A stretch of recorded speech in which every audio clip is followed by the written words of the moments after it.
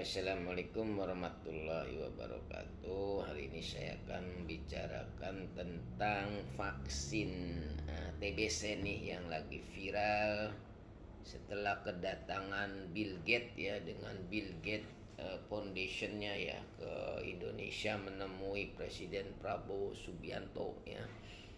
Dan apa sih sebenarnya perlukah vaksin TBC ini ya kan, sementara kita dulu waktu anak-anak pernah divaksin BCG. Apa bedanya BCG dengan vaksin TBC yang akan launching nanti ya 2028 perkiraannya ya. Nah, kita lihat dulu perbedaannya nih sebelum nanti apakah udah uji preklinis, klinis, dan tahap ketiga yang kemarin dilakukan itu ya. Kemudian bagaimana komposisi di dalamnya ya, sehingga banyak sekali yang lagi melakukan penelitian dan pengujian apakah ada di dalamnya bahan-bahan yang memang haram, nanti fatwa MUI dan lain sebagainya ya keluar ya. Nah, di sini nanti saya lihat ya bagaimana vaksin TBC itu berbeda dengan BCG ya. Jadi vaksin BCG yang dulu kita pernah divaksin waktu anak-anak itu sebenarnya komposisinya itu adalah kuman tuberkulosis yang dilemahkan ya.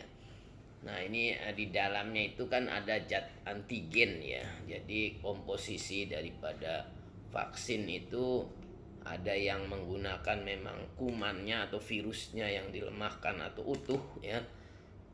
Ada juga yang memang bukan kuman atau istilahnya protein rekombinan.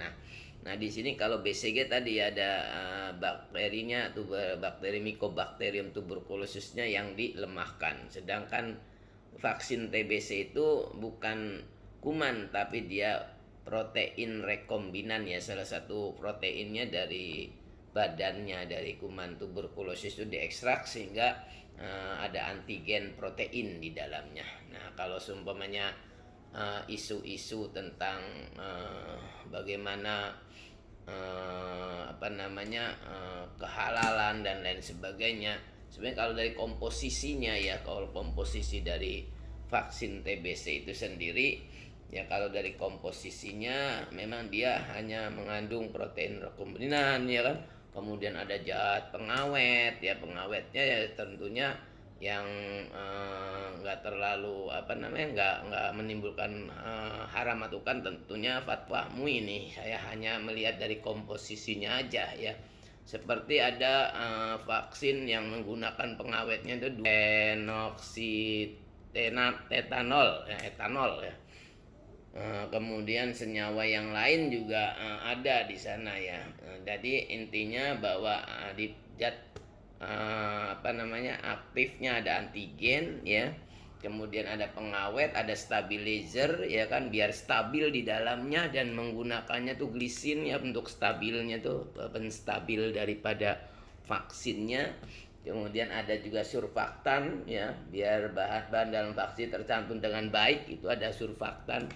Nah, yang paling heboh memang di saat ada vaksinnya itu menggunakan kuman yang dilemahkan. Nah, ini kuman yang dilemahkan atau kuman hidup di dalamnya itu kan perlu makan. Nah, di sini ada pemecah protein ya yang dinamakan tripsin, itu yang menggunakan minyak babi itu memang, tapi dia sebagai katalisator saja ya, supaya memecahkan dulu proteinnya sehingga jadi protein yang bisa dimakan oleh kuman tersebut. Nah, yang untuk TBC ini tentunya banyak yang beredar bahwa kita Indonesia itu jadi kelinci percobaan. Ini juga tidak betul ya kan, bahwa sebenarnya uji preklinis ke simpanse ya kan udah dilakukan ya kan. Kemudian uji klinis 1 juga dengan populasi yang sedikit sudah dilakukan, bahkan di negara-negara Eropa ya kan, Amerika sendiri ya uji fase klinis fase 1 2 itu sudah dilakukan, dan uji klinis fase 3 ini yang memerlukan banyak orang nih. yaitu sebanyak 20.000 orang ya, dan Indonesia itu hanya menyumbang 2.000 orang untuk di tes ya, untuk uji klinik fase ketiga nih. Jadi Indonesia cuma menyumbang 2.000 orang dan sudah dilakukan, dan nanti tinggal kita melihat bagaimana efikasi, kemudian ada KIPI, kejadian ikutan pasca imunisasi itu nanti dilihat tuh dari 2025 sampai 2008 ya.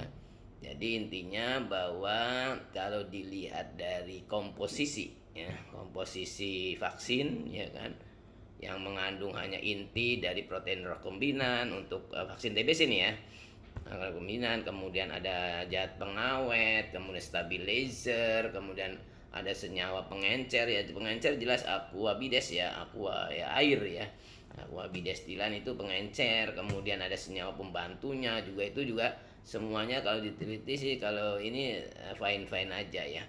Dan untuk efektivitas atau efikasi dari vaksin ini waktu uji pertama kedua sih sebenarnya masih baik ya, tapi nanti lihat kita bahwa efikasi dan kejadian pasca imunisasi di uji klinis fase 3 ya. Jadi intinya untuk semuanya nih masyarakat, bahwa ayo kita dukung ya kan pemerintah ya dalam hal mengentaskan nih masalah tuberkulosis di negara Indonesia ini, karena Indonesia itu ranking kedua ya, terbesar ya, terbanyak ya kan TBC-nya. Bayangin jenderal besar kita, Jenderal Sudirman itu meninggal bukan karena peluru